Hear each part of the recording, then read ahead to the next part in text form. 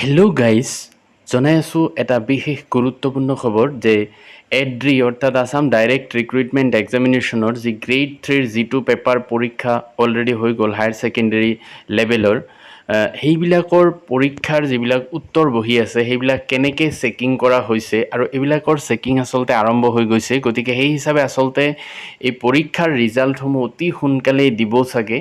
আৰু এই পৰীক্ষাৰ বহীবিলাক কেনেকৈ স্কেনিং কৰা হয়, কিমানজন প্ৰাৰ্থীয়ে পৰীক্ষা দিছে আৰু ৰিজাল্ট দিওঁতে কিমান দেৰি হ'ব, এই সবিশেষ মোৰ এইটো ভিডিঅ'ত জানিব পাৰিব যে সেবাৰ এজন বিষয়াই সম্পূৰ্ণ কথাখিনি জনাইছে। তো তেওঁ কেনেকৈ কি কথা ক'লে সবিশেষ চাওক এই ভিডিঅ'টোত। কামখিনি সুন্দৰভাৱে চলি আছে, সম্পূৰ্ণ নিৰাপত্তাৰ মাজতে কামখিনি চলি আছে। একচুৱেলি পৰীক্ষা 15 তাৰিখে শেষ হ'ল। 15 তাৰিখে শেষ হোৱাৰ লগে লগে বিভিন্ন ডিষ্ট্ৰিক্টৰ পৰা 28খন ডিষ্ট্ৰিক্টত পৰীক্ষা অনুষ্ঠিত হৈছিল। তাৰ পৰা OMR খিনি ইয়ালৈ আহিছে আৰু নেক্সটখিনি 18 তাৰিখে কমপ্লিট ৰাতি প্ৰায় 10টামান বজাত শেষ হৈছে। তাৰপিছত 15 তাৰিখৰ পৰা স্কেনিং সুন্দৰভাৱে চলি আছে সম্পূৰ্ণ নিৰাপত্তাৰ মাজত। আৰু এই যিটো স্কেনিং প্ৰচেছত আমাৰ ৰাজ্যৰ অসম ৰাজ্যৰ কোনো লোক ইয়াত ইনভলভ নাই, সম্পূৰ্ণ বাহিৰৰ মানুহৰ এটা স্কেনিং কৰা হৈছে। মানে আমাৰ অসমৰ কোনো নাই, বাহিৰৰ মানুহে তেওঁলোকে চাই, মানে অসমৰ মানুহৰ দ্বাৰা স্কেনিং হোৱা নাই। এইটো হ'লে কিছু ক্ষেত্ৰত সুবিধাও হয় আৰু বহুতখিনি ছিকিউৰিটিৰ কথাও আছে। বাহিৰৰ মানুহৰ যিহেতু আমাৰ ৰাজ্যৰ লগত কোনো কানেকশ্যন নাই, তেওঁলোকৰ দ্বাৰা গোটেই প্ৰচেছটো কৰা হৈছে। কেইটা কক্ষত চলি আছে গোটেই কামখিনি এটাই হল টাইপ এটা হেৰিতে কৰা হৈছে। আৰু প্ৰায় স্কেনিং প্ৰচেছত যি শুনিছোঁ, আমি যিখিনি খবৰ পাইছোঁ সেইখিনি প্ৰায় 65-70মান ল'ৰাই কাম কৰি আছে, 35মান স্কেনাৰত কাম কৰি আছে। আৰু যিখিনি প্ৰায় প্ৰথম পৰীক্ষাটোত প্ৰায় 11 লাখ পৰীক্ষাৰ্থী আছিল। 11 লাখৰ ভিতৰত আই থিংক 9 লাখমান এপিয়াৰ আছিল নেকি, একজেক্টটো মই নাজানো, এপ্ৰক্সিমেট 9 লাখৰ যিটো স্কেনিং তেওঁলোকে খবৰ দিয়া অনুযায়ী 3-4 দিনৰ ভিতৰত কমপ্লিট কৰিব। আৰু কোনোবাই চাব খুজিলে এইখন ডিছপ্লেত চাব পাৰিব, যিখিনি চাব খোজে এই যিখন আমি ডিছপ্লে লগাইছোঁ ইয়াতে ডিজিটেল ডিছপ্লে, তাতে চাব।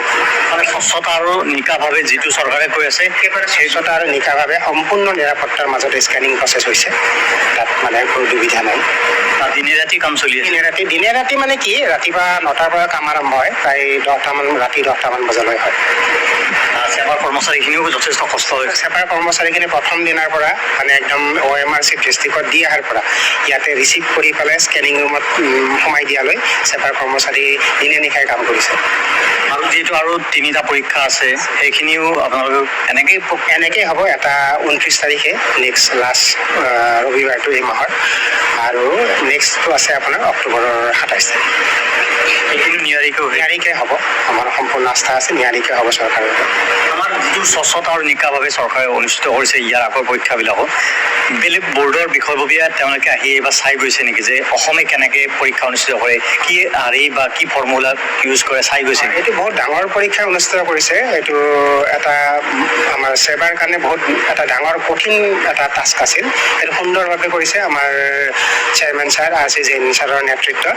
আৰু আমি ছাৰৰ পৰা শুনা মতে বাহিৰৰ বৰ্ডৰ কিছু কৰ্মকৰ্তা বিষয়বৰ্গ আহি পেলাই কেনেকৈ ইমান ডাঙৰ পৰীক্ষা অনুষ্ঠিত কৰিব পাৰিছে সেইটো সুধি যোৱা বুলি আমি শুনিছোঁ। গোটেই চৌহদত CC কেমেৰা সম্পূৰ্ণভাৱে গোটেই চৌহদত স্কেনিং ৰুমৰ ভিতৰত CC কেমেৰা লগোৱা আছে। প্ৰায় 24 CC camera 24 hours 24x7 running হৈ আছে। তাত কোনো নাই, আপোনালোকে ডিছপ্লেখনত দেখাই পাইছে 24টা কেমেৰা চলি আছে। ছিকিউৰিটি ব্যৱস্থা আছে। ছিকিউৰিটি ব্যৱস্থা সম্পূৰ্ণভাৱে অসম পুলিচৰ দ্বাৰা, SBৰ দ্বাৰা, মানুহৰ দ্বাৰা ছিকিউৰিটি ব্যৱস্থা কৰা হৈছে। তেওঁলোকে খুব সুন্দৰভাৱে কৰিছে, সুন্দৰভাৱে।